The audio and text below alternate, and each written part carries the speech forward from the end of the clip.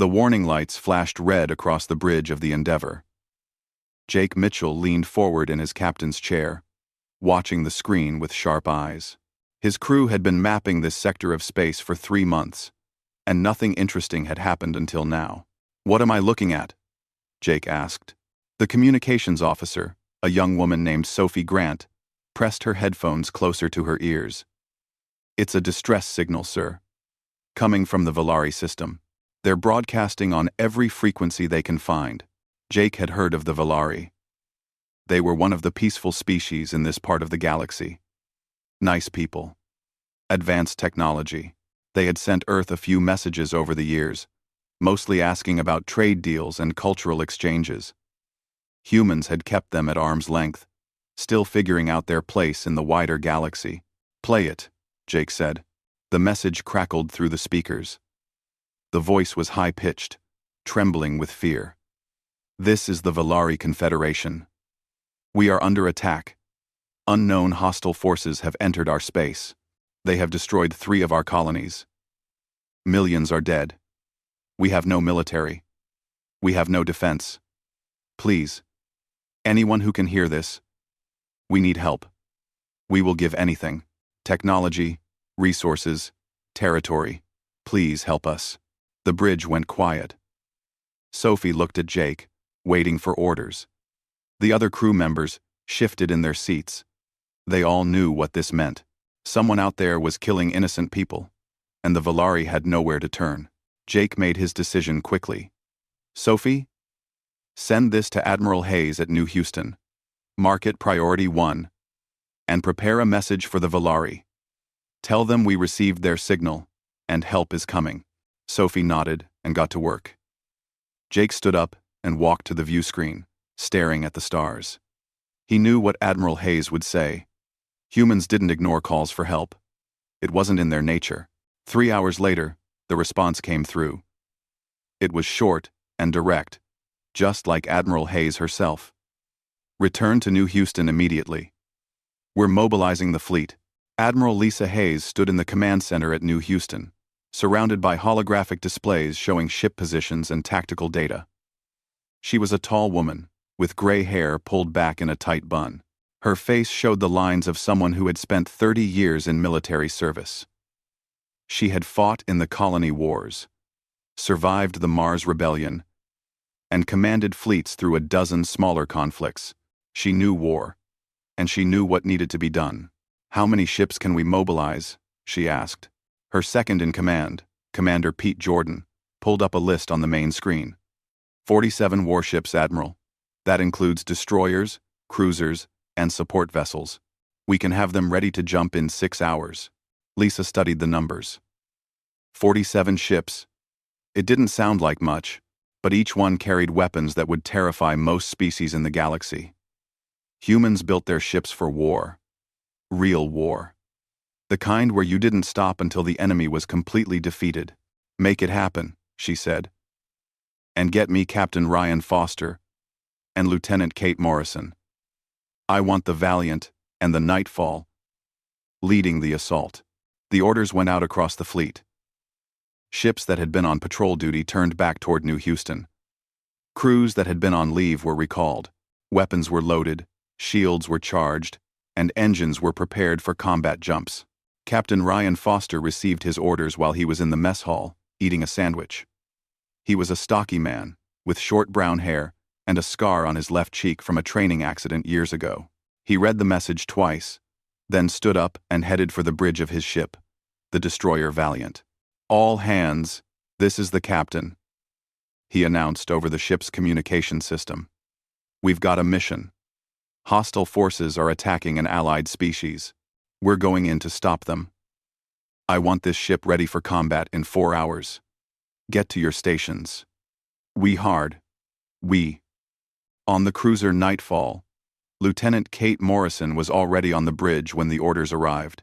She was younger than most ship commanders, only 32, but she had proven herself in combat simulations and real engagements. She had quick reflexes and a mind that worked like a tactical computer. "How many enemies are we facing?" she asked her intelligence officer. "Unknown, ma'am. The Valari reports say at least 1,000 ships. They call them the Krell Swarm. Kate raised her eyebrows. 1,000 ships? And we're taking 47? The intelligence officer nodded nervously. Those are the orders, ma'am. Kate smiled. It wasn't a happy smile. It was the smile of someone who understood what was about to happen. Then, I guess we'll just have to make every shot count. Prepare the ship for combat operations. 6 hours later, the fleet was assembled. 47 human warships hung in space around New Houston. Their hulls dark and menacing. Each ship was painted in deep gray, designed to absorb sensor scans and blend into the darkness of space. Their weapons ports were open, showing rows of railguns, missile tubes, and laser arrays. Admiral Hayes stood on the bridge of her flagship, the battleship Resolute. She looked at the tactical display, seeing her fleet arranged in perfect formation. These were good ships, crewed by people who had trained their entire lives for moments like this. All ships, this is Admiral Hayes, she broadcast across the fleet channel. We're about to jump into a combat situation. The Valari are peaceful people who have been attacked by an aggressive enemy. They asked for our help, and we're going to give it to them. I don't care if we're outnumbered. I don't care if the odds look bad. We're humans, and humans don't run from a fight. We end fights. Jump in 60 seconds. The countdown began. Across the fleet, jump drives powered up, creating bubbles of warped space around each ship. The crews grabbed onto handrails and braced themselves. Jumping through hyperspace always felt strange, like falling and flying at the same time. 10 seconds, the navigation officer called out. Lisa Hayes gripped the arms of her command chair. She thought about the Valari, huddled on their homeworld, watching their colonies burn. She thought about the Krell, whoever they were, thinking they could just attack peaceful people without consequence. They were about to learn what happened when you made humanity angry. Jump, she ordered. The fleet disappeared from New Houston in a flash of blue light. They were heading into battle, and the galaxy was about to see what Deathworlders could do. The human fleet emerged from hyperspace at the edge of the Valari home system. The transition was rough, as it always was, but the crews recovered quickly. They had trained for this. They were ready. Admiral Hayes studied the tactical display in front of her. What she saw made her jaw tighten. The Krell swarm had surrounded the planet. Their ships looked organic, like giant insects made of metal and bone. There were hundreds of them, maybe more, blocking any escape from the surface. Get me a count, she ordered. The sensors officer worked quickly, his fingers flying across his console. I'm reading 943 enemy vessels, Admiral. They're arranged in a blockade formation around the planet. No movement toward us yet. 900 ships. Lisa had faced worse odds before, but not by much. She opened a channel to the entire fleet. All ships, maintain formation. Weapons free. We're going in. On the surface of Valara Prime, millions of Valari watched the sky through their viewing screens. They saw the small human fleet approaching, and their hope began to fade. How could 47 ships stand against nearly 1,000? They didn't understand yet. They didn't know what humans were capable of. Admiral Hayes broadcast on all frequencies, making sure everyone could hear. Her voice was calm and cold. This is Admiral Lisa Hayes of the Terran Defense Force. You have attacked our allies. Stand down immediately, or be destroyed. For a moment, nothing happened. Then the Krell ships opened fire. The space around the human fleet lit up with weapons fire. Energy beams and projectiles crossed the distance between the two forces, but the human ships were already moving, their engines pushing them forward at speeds that shocked the watching Valari. All ships, engage, Hayes commanded. The Valiant led the charge. Captain Ryan Foster stood on his bridge, watching the enemy ships grow larger on the screen. Railguns. Acquire targets. Fire when ready. The destroyer's main weapons fired. The railguns used magnetic fields to launch solid metal rods at incredible speeds. Each round was just a tungsten cylinder, but it was moving so fast that it carried massive amounts of energy. When the rounds hit the Krell ships, They punched straight through, sometimes passing through 2 or 3 ships before their energy was spent. The Valari couldn't believe what they were seeing. The humans were using solid projectiles, not energy weapons. It seemed primitive, outdated, but the results spoke for themselves. Krell ships were breaking apart, their organic hulls unable to withstand the impacts. Lieutenant Kate Morrison commanded the Nightfall, bringing her cruiser in from a different angle. "Deploy missiles," she ordered. "Target the densest cluster of enemy ships." The missile tubes opened, and dozens of warheads launched into space. These weren't simple explosives. Each missile carried a nuclear warhead, carefully designed to maximize damage in the vacuum of space. The Valari had read about nuclear weapons in the human data files, but they had thought such weapons were banned, too dangerous to use. Humans had no such restrictions. The first missile reached its target and detonated.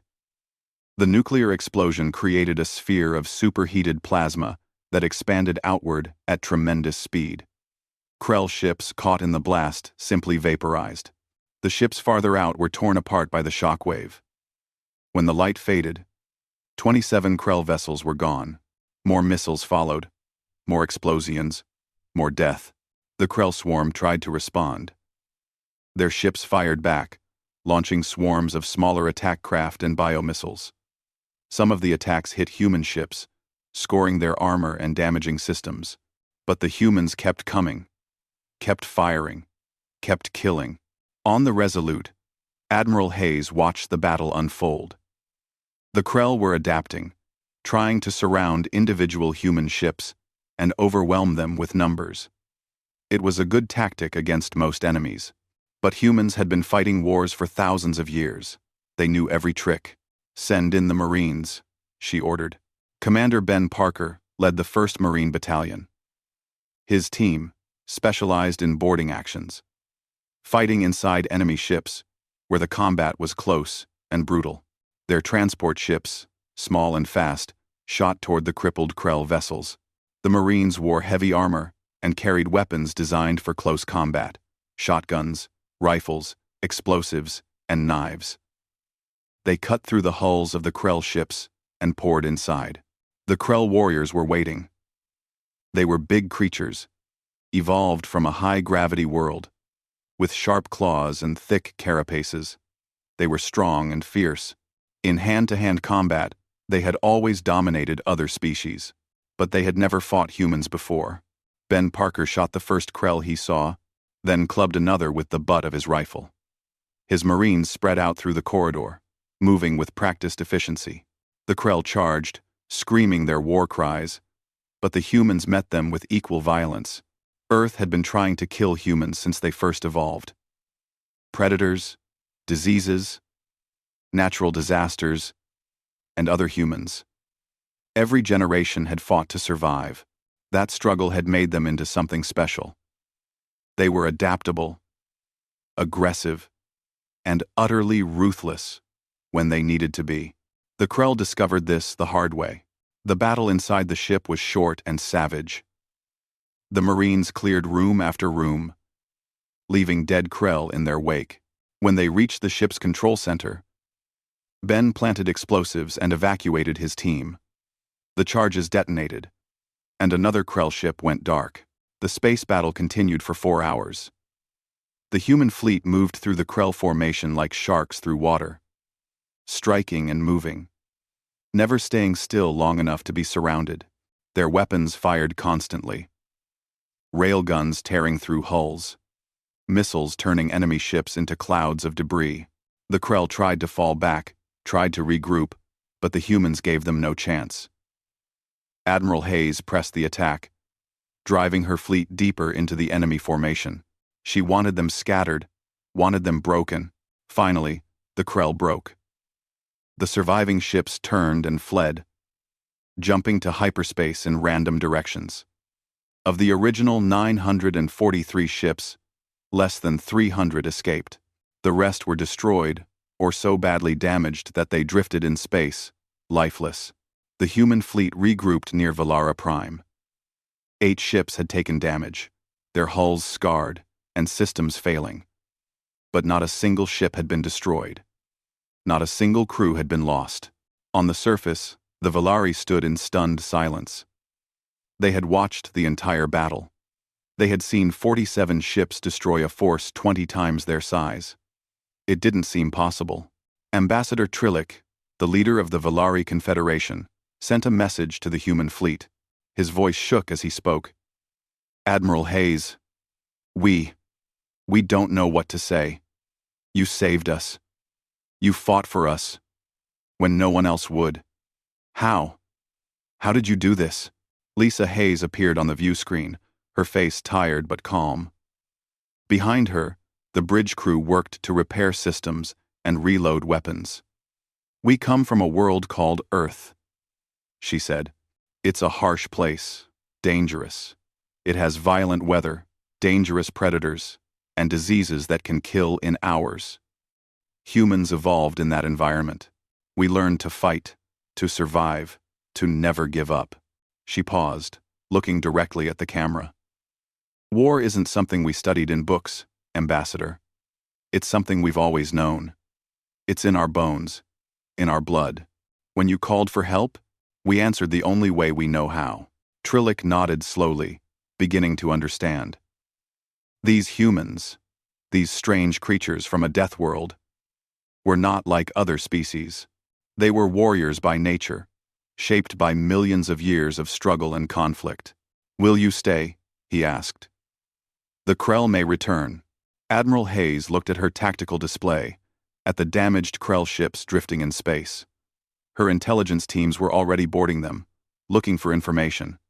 "We'll stay," she said. "But first, we need to find out who these Krell are and where they came from. Because if they're willing to attack you, they might attack others. The investigation would reveal something terrible." The Krell they had fought were just a scouting force. The real swarm, the main fleet, was much larger. And it was coming. The news traveled fast across the galaxy. Within days, every major species had heard about what happened at Valara Prime. 47 human ships had destroyed a Krell force of nearly 1,000. The story sounded impossible, but the evidence was clear. Wreckage still floated in orbit around the Valari homeworld, twisted metal, and broken hulls that told the story of a devastating defeat. The galactic community reacted with a mixture of fear and fascination.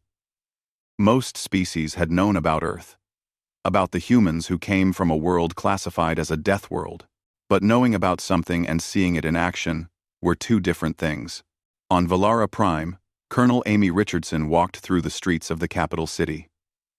She was tall for a human woman, muscular and strong, with short blonde hair and sharp green eyes. She carried herself like a soldier, back straight, eyes always scanning for threats. She met with Shenva, the Valari military coordinator. He was a small alien, barely reaching Amy's shoulder, with blue skin and large eyes. He looked nervous as he shook her hand. "Thank you for meeting with me, Colonel," he said. "We need to learn from you. We need to build a military that can defend our people." Amy sat down across from him, studying his face. She could see the fear there, the desperation. "Building a military takes time," she said. "It's not just about weapons and ships. It's about mindset, about culture." Shenva nodded eagerly. "Yes, yes. Can you train our people? Teach them to fight like humans do?" Amy shook her head slowly. "Fighting isn't something you can teach in a classroom. Humans are the way we are because of where we come from. Earth made us into fighters. Your world is different. Your people evolved in peace." She leaned forward, her voice gentle but firm. "That's not a weakness, Shenva. That's who you are. What we can do is help you defend yourselves, show you how to use the resources you have. But you'll never fight like we do, and that's okay." While Amy worked with the Valari on the surface, Lieutenant Kyle Stevens was conducting interrogations on one of the damaged Krell ships. The ship had been captured intact, and several Krell warriors were still alive inside. Kyle was a specialist in intelligence gathering. He was a thin man, with dark hair and a quiet voice. He didn't look dangerous, but he had a way of getting information from prisoners, not through torture or violence, but through patience and understanding. He sat across from a Krell warrior in the ship's holding cell. The creature was huge, easily twice his size, with a body covered in thick armor plating. But it was injured, and it knew it was defeated. "Tell me about the Overmind," Kyle said calmly. The Krell clicked its mandibles, a sound that the translator turned into words. "You cannot defeat the Overmind. What you fought here was nothing. A small group sent to test these weaklings." Kyle nodded, making notes on his tablet. "How many ships does the Overmind control?" The Krell's eyes gleamed with something like pride. "Millions. Across 3 sectors. The swarm is endless. You may have won this battle, but the war is already lost."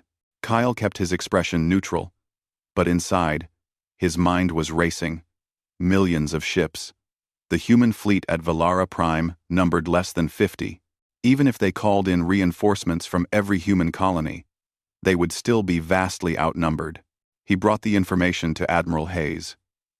She listened to his report in silence, her face showing no emotion. When he finished, she stood and walked to the window of her office, looking out at the Valari city below. "Millions of ships," she repeated quietly, "and they're coming here." "The prisoner says this attack was just a test," Kyle said. "The Overmind wanted to see how the Valari would respond. Now that we've interfered, it will send a larger force." Lisa turned to face him. "How long do we have?" "Weeks. Maybe a month." She nodded, making her decision. "Send a message to Earth. Tell them what we're facing. We need reinforcements, and we need them now." But the response from Earth was not what they hoped for. The Terran Council was divided. Some members argued for sending more ships, for committing fully to the defense of the Valari. Others said it was too risky, that humanity couldn't afford to fight a war against an enemy that numbered in the millions. The debate lasted for 3 days. Finally, General Chris Hawkins stood before the council and made his case. "This isn't just about the Valari," he said. "This is about who we are as a species. 30 years ago, we reached the stars and found a galaxy full of peaceful species. They looked at us like we were barbarians, savages from a death world. Maybe they were right, but when the Valari needed help, they didn't call those peaceful species. They called us." He paused, looking at each council member in turn. "If we abandon them now, what does that say about us? That we only help when it's easy? That we run when the odds get bad? I say we stay. I say we fight. Because that's what humans do." Counselor Megan Price stood up, her face troubled. "General, I understand the moral argument, but this isn't our war. We could lose everything." "It became our war the moment we answered their call," General Hawkins replied. "And yes, we might lose, but we might also win. And if we do, the galaxy will know that humanity keeps its promises." The vote was close, but in the end, the council agreed. Earth would commit to the defense of Valara Prime. More ships were prepared. More weapons were loaded. More Marines were trained.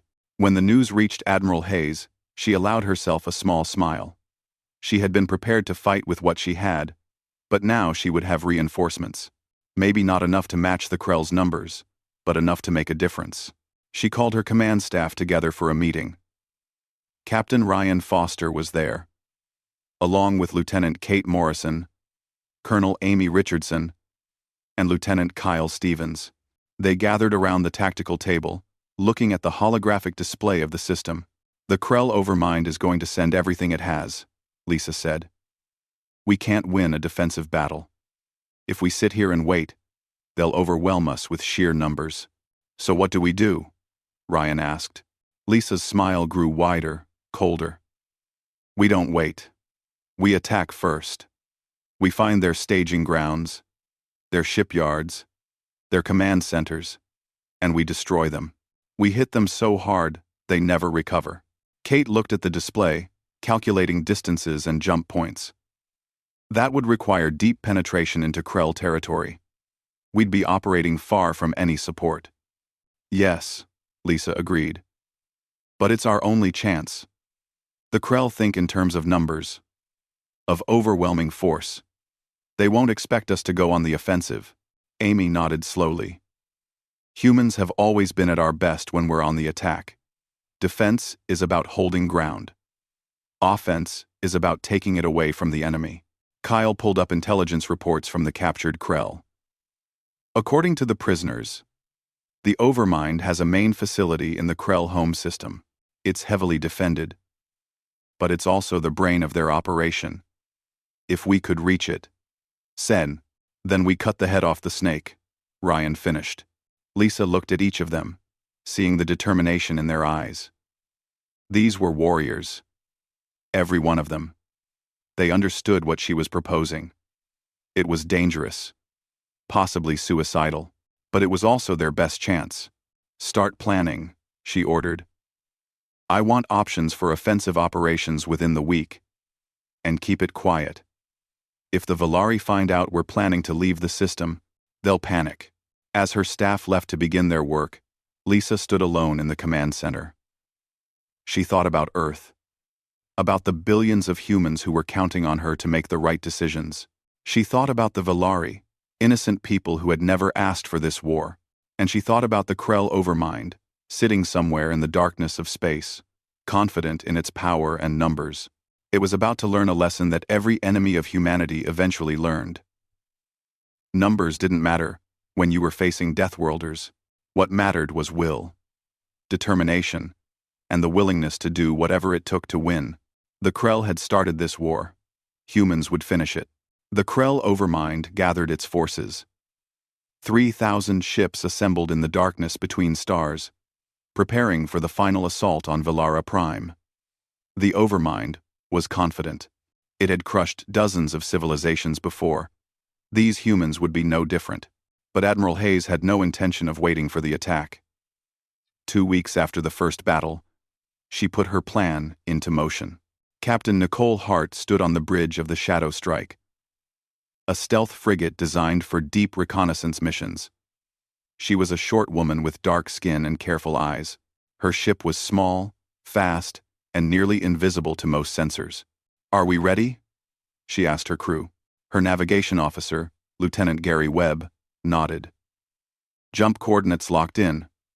We'll emerge on the edge of the asteroid field, just like the intelligence report said." Nicole took a deep breath.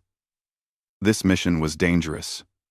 The Shadow Strike would jump deep into Krell territory, to an asteroid field that served as their main shipyard. If they were detected, there would be no escape. But the mission was critical. "Jump," she ordered. The Shadow Strike disappeared from Valara Prime and reappeared millions of miles away, on the edge of a massive asteroid field. Nicole watched the sensors, holding her breath. No alarms. No pursuit. They had made it undetected. "Take us in slowly," she said. "Stay close to the asteroids. Use them for cover." The ship moved carefully through the field. As they went deeper, they began to see the shipyard. It was enormous. Built into and around the largest asteroids, hundreds of Krell bioships were under construction, their organic hulls growing in massive cradles. "Get me detailed scans," Nicole ordered. "I want to know everything about this place." Her science officer worked quickly, mapping the facility. After an hour, he had what they needed. "Captain, the entire shipyard is powered by fusion reactors built into the asteroids. There are 12 main reactors, all connected by power conduits." Nicole smiled. "Can we overload them? If we disable the safety systems and force them to maximum output, yes. The chain reaction would destroy the entire field. Then that's what we're going to do. Prepare the boarding team." Sergeant Dan Cooper led the demolition team. He was a big man with red hair and a talent for explosives. He and his squad suited up in their armor and prepared to exit the ship. They approached one of the main reactor asteroids, using small thruster packs to cross the empty space. The Krell had guards, but they were watching for ships, not individual soldiers. The team landed on the asteroid's surface and cut their way inside. The interior of the asteroid was a maze of tunnels and machinery. The fusion reactor hummed at the center, a massive sphere of contained energy. Dan and his team moved quickly, placing charges at key points throughout the facility. "This is going to be a big explosion," Dan said over the radio. "We need to be far away when it goes off." They worked for 2 hours, setting up the charges and rigging them to the reactor's control systems. When they were done, Dan activated the timer. They had 30 minutes to get back to the Shadow Strike. The team ran through the tunnels, their boots pounding on the metal floors. Alarms started to sound. The Krell had finally noticed something was wrong, but it was too late. With a 5, the Krell had 5 or 1. They reached the surface and jumped back to the Shadow Strike. Captain Hart was waiting, the ship's engines already warming up. "Everyone aboard?" she asked. "All present," Dan confirmed. "Then let's get out of here." Maximum speed, the Shadow Strike shot out of the asteroid field just as the charges detonated. The fusion reactor overloaded, exactly as planned. The explosion was massive, a miniature star that consumed the asteroid from the inside out. The blast wave spread to the other reactors, triggering them as well. One by one, the asteroids exploded.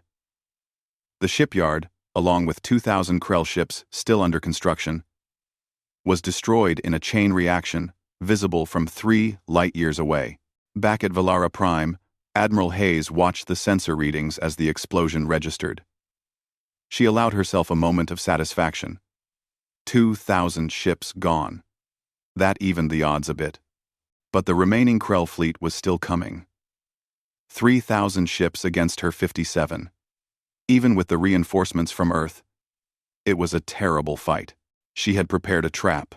Over the past 2 weeks, her engineers had been working around the clock.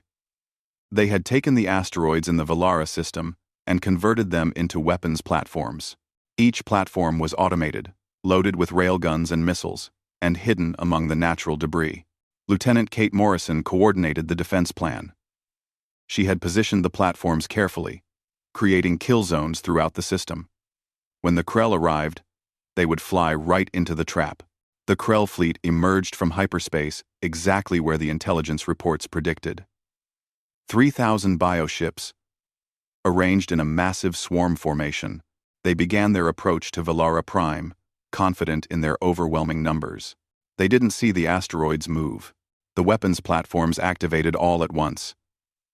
Hundreds of railguns opened fire, their tungsten rounds crossing the space at incredible speeds. Missiles launched, filling the void with nuclear fire. The Krell fleet flew directly into the storm of weapons. Ships exploded. Hulls were torn apart. The Krell tried to return fire, but they couldn't see their attackers. The platforms looked like ordinary asteroids until they opened fire. Admiral Hayes watched from the Resolute, waiting for the right moment. When the Krell fleet was fully committed, when they were deep inside the trap, she gave the order. "All ships, engage. Target the command vessels first." The human fleet had been hiding behind Valara Prime's moon. Now they emerged, attacking the Krell from a different angle. The battle became chaos. Fire and explosions filling the space around the planet. Lieutenant Kate Morrison led a squadron of fighter craft. These were small ships, single-pilot vessels that could move faster and turn tighter than any large ship. Kate's fighter screamed through the Krell formation, her weapons blazing. Humans could handle higher G-forces than most species. Their bodies, evolved on a high-gravity world, could withstand acceleration that would kill other pilots. Kate pulled maneuvers that made her vision blur, but she kept flying, kept shooting, kept killing. The Krell tried to adapt.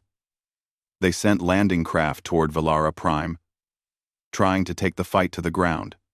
But they ran into Major Alex Rodriguez and the 7th Marine Division. Alex watched the Krell landing craft descend through the atmosphere. He stood in a bunker outside the capital city, surrounded by his Marines. They wore heavy armor and carried enough weapons to fight a small war. "Wait until they land," he ordered. "Let them get close. The Krell craft touched down, and warriors poured out. They were big, strong, and ready for battle. But Alex had prepared the ground carefully. "Now," he said. The mines detonated first, tearing apart the first wave of Krell warriors. Then the machine guns opened up, firing armor-piercing rounds that cut through the Krell's thick carapaces. Chemical agents filled the air, burning the Krell's respiratory systems. The Valari, watching from the city, were horrified by the weapons the humans used. These were not clean weapons, not the kind used in civilized warfare. These were brutal, designed to kill efficiently and terribly. But Alex had no time for moral debates. He was here to win, and he would use whatever worked. His Marines advanced, pushing the Krell back toward their landing craft. The battle was short and savage, ending with the Krell in full retreat. In space, the main battle raged for 6 hours. The Krell kept coming, wave after wave, trying to overwhelm the defenders through sheer numbers. But the human tactics were too effective. The weapons platforms kept firing, the fleet kept moving, and the Krell ships kept dying. Then, something changed. The Krell fleet began broadcasting on all frequencies, a strange neural signal that pulsed through space. The Valari recoiled from it, their minds unable to process the alien thoughts. But the humans were ready. Lieutenant Laura Kim, the communications officer on the Resolute, had been monitoring Krell transmissions since the first battle. She recognized this signal. "Admiral, I'm tracking the source. It's coming from outside the system. I think it's the Overmind itself." Admiral Hayes leaned forward in her chair. "Can you trace it back to the source?" Laura worked frantically, her fingers flying across her console. "Yes, I've got it. The signal is coming from a moon in the Krell home system, 3 jumps from here." Lisa Hayes made her decision in seconds. This was the opportunity they needed. "Prepare a strike force. We're going after the Overmind." "Weegen?" Her staff stared at her. "Admiral, we're in the middle of a battle," Ryan said. "Then we end the battle by ending the war," Lisa replied. "If we can kill the Overmind, the entire Krell fleet will collapse. It's a hive mind. Cut off the head, and the body dies." It was a desperate plan, possibly suicidal. But it was also their best chance to end this war before more people died. Admiral Hayes selected 12 ships for the mission. Fast ships, heavily armed, crewed by the best people she had. The Resolute would lead them, jumping directly into the heart of Krell territory to destroy the Overmind. "We leave in 1 hour," she announced. "Prepare for combat operations." The jump to the Krell home system was the longest of Admiral Hayes' career. She sat in her command chair on the Resolute, surrounded by her crew, knowing that they were heading into almost certain death. 12 ships against whatever defenses the Overmind had prepared. The odds were terrible. But Lisa had learned long ago that wars weren't won by playing it safe. They were won by taking risks, by being bold when everyone else chose caution. "Jumping in 30 seconds, the navigation officer announced. Lisa gripped the arms of her chair and looked at the faces around her. These people had followed her into battle countless times. They trusted her judgment, her leadership. She would not let them down. The Resolute and its escort ships emerged from hyperspace inside the Krell home system. What they saw took their breath away. The moon fortress hung in space like a massive tumor, its surface covered in weapons and defenses. Around it, hundreds of Krell ships, patrolled in careful patterns. "We're surrounded," the tactical officer said, his voice tight with fear. "Good," Lisa replied calmly. "That means they can't escape either. All ships, attack pattern Gamma. Maximum firepower. We're going straight through." The human ships accelerated toward the moon, their weapons already firing. The Krell responded instantly, their ships converging from all directions. It should have been a slaughter. 12 ships against hundreds. But the humans didn't fight like other species. Captain Jake Morrison transferred from the Endeavor to command a destroyer named the Fury. led his ship directly into the thickest part of the enemy formation. His railguns fired continuously, each shot precisely aimed to disable engines or weapons. When Krell's ships got too close, he rammed them, using his ship's armored hull as a weapon. "We're taking heavy damage," his engineer shouted over the noise. "Keep the engines running," Jake shouted back. "We just need to reach the moon." The other ships followed his lead, fighting with desperate courage. They used tactics that would terrify most military commanders. They rammed enemy ships, they detonated warheads at point-blank range. They fired their weapons until the barrels glowed red from heat. Admiral Hayes watched the tactical display, seeing her ships fighting and dying. 2 escorts were already gone, overwhelmed by sheer numbers. But the rest kept pushing forward, kept fighting, and slowly, impossibly, they were getting through. "Prepare boarding teams," she ordered. "We're going to land on that moon and finish this." The Resolute broke through the Krell defense line, its hull scarred and smoking. It crashed into the moon's surface, using its own mass as a battering ram to create an entrance. The impact threw everyone to the floor, but they recovered quickly. "Marines, you're up," Lisa shouted. Sergeant Kelly Brennan led her squad out of the ship and into the moon fortress. Kelly was a tough woman, with short black hair and a scar across her forehead. She had fought in a dozen battles, and this would be her hardest. The Krell warriors were waiting for them.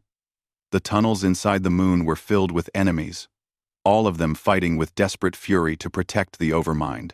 But Kelly's Marines were Deathworlders, and they fought with a ferocity that matched the Krell. The battle moved through the tunnels like a storm. Kelly used every trick she knew.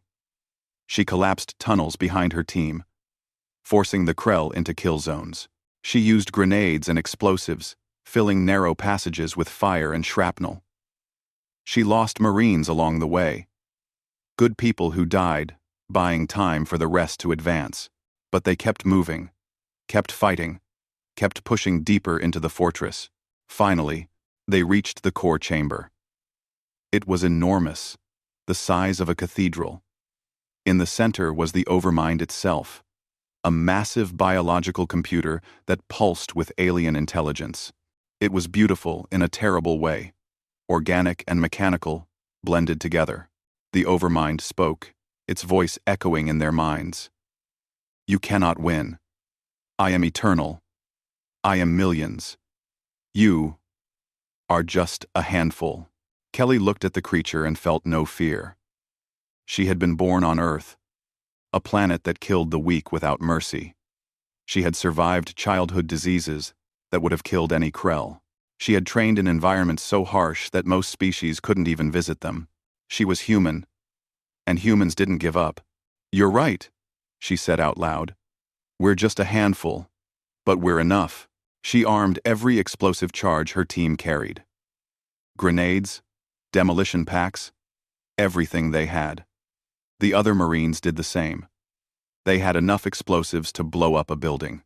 The Overmind realized what they were doing. "Wait. We can negotiate. I will withdraw from all territories. I will leave your allies in peace. Just spare me." Ender. Kelly thought about the Valari colonies the Krell had destroyed. She thought about the millions of innocent people killed in this war. She thought about her own Marines who had died in the tunnels. "No," she said simply. She activated the timer. 30 seconds. The Marines ran. They sprinted back through the tunnels, the explosions already beginning behind them. The Overmind's screams filled their minds, a terrible sound of rage and fear. Kelly and her surviving squad members reached the Resolute just as the main charges detonated. The explosion tore through the moon's core, destroying the Overmind completely. The blast shook the entire fortress, collapsing tunnels and shattering the weapon systems. Admiral Hayes stood on the bridge of the Resolute, watching the destruction. Around the moon, the Krell ships were going dark. Without the Overmind to control them, they simply stopped. The hive intelligence that had directed millions of ships across 3 sectors was dead. "All ships, withdraw," Lisa ordered. The surviving human ships limped away from the moon, their hulls damaged but intact. Of the 12 ships that had entered the system, 7 remained. It was a heavy price, but they had won. The journey back to Velara Prime took 3 days. When they arrived, they found the battle there had ended as well. The Krell ships in that system had gone dark at the exact moment the Overmind died. The war was over. The Velari celebrated in the streets. They had been saved from extinction by these strange humans from Earth. They didn't fully understand what had happened. How such a small force had defeated an enemy that numbered in the millions. But they understood enough. 2 weeks later, the victory ceremony was held on Velara Prime. The Velari had built a massive monument in the center of their capital city. A tall structure of white stone, inscribed with the names of all the humans who had died in the war. Ambassador Trillick stood before the monument with Admiral Hayes. The small alien looked up at the tall human. His eyes filled with gratitude and something like fear. "I must ask," he said quietly. "Do you regret how the war was fought? The weapons you used? The tactics? The destruction?" Lisa looked at the monument, reading the names carved in stone. "We come from a world that taught us hard lessons," she said. "Earth is beautiful, but it's also deadly. Every generation of humans has had to fight to survive. We learned that when you protect something, you protect it with everything you have. No half measures, no hesitation." She turned to look at Trillick directly. "You called for help, and we answered. Not because we wanted glory or territory. We answered because it was the right thing to do. And we fought with everything we had because that's the only way we know how to fight." Trillick nodded slowly. "The galaxy calls you Deathworlders. They say it like it's a curse. Maybe it is," Lisa agreed. "But when you needed someone to stand between you and extinction, you were glad we answered that call." She paused, looking up at the sky where the human fleet was preparing to depart. "We're heading back to Earth now. But if you ever need us again, just call. We'll come." As the human fleet left Velara Prime, the Velari added a final inscription to the monument. It was simple, written in both Velari and English. They came when called. They fought when needed. They won when others thought it impossible. Across the galaxy, other species watched and learned. Humanity might be young, might be aggressive, might be terrifying in their capacity for violence, but they were also fiercely loyal to those they called allies. The galaxy would never forget the lesson of the Krell War.